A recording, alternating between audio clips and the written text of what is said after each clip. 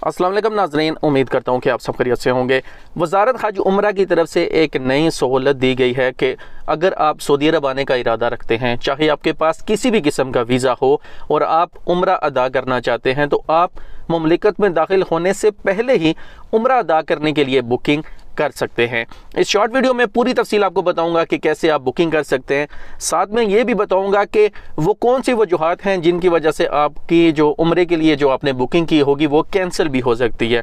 तो आप सबसे रिक्वेस्ट है कि आपने ये शॉर्ट वीडियो तक लाजमी देखनी है और अगर आप सऊदी अरब के डेली अपडेट्स जानना चाहते हैं तो हमारा चैनल लाजमी सब्सक्राइब कर लें। उम्रा बुकिंग से पहले कुछ बातें जो आपके लिए जानना बहुत ज़रूरी हैं। सबसे पहली बात यह कि एप्लीकेशन में रजिस्ट्रेशन और बुकिंग के वक्त आपके पास सऊदी अरब का करामद वीज़ा होना चाहिए, चाहे किसी भी किस्म का वीज़ा हो। दूसरी बात यह कि अगर उम्रा करने वाला शख्स बुकिंग के वक्त से 6 घंटे पहले तक मुमलिकत में दाखिल ना हो सके तो इजाज़तनामा खुद ब खुद मनसूख हो जाएगा।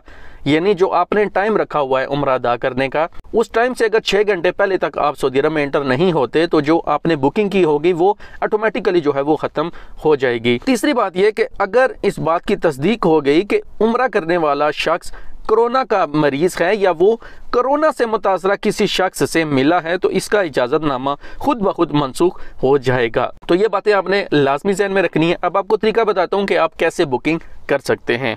इतमरना ऐप में ज़ाहिरीन की रजिस्ट्रेशन का तरीक़ाकार। पहला पॉइंट यह है कि इतमरना ऐप में आपने रजिस्ट्रेशन करनी है। विजिटर आपने मुंतखब करना है, जो ऑप्शन दिया होगा। इसके बाद आपने उसमें वीज़े की मालूमात, passport number, email, nationality, mobile number आपने सारा कुछ एंटर कर देना है। इसके बाद जो आपका रजिस्टर्ड जो ईमेल होगा या मोबाइल नंबर, उस पर आपको कोड मसूल होगा और इसके बाद आपकी रजिस्ट्रेशन हो जाएगी। फिर आपने मुनासिब वक्त और तारीख का इंतखाब करना है। जिस वक्त आप सऊदी अरब में एंटर हो रहे हैं वह उस हिसाब से जो है वो आपने इसको जो है वो इंतखाब कर लेना है।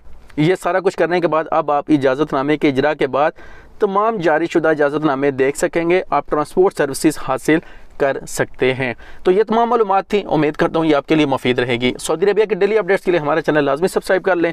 मिलते हैं नेक्स्ट वीडियो में। अल्लाह हाफिज़।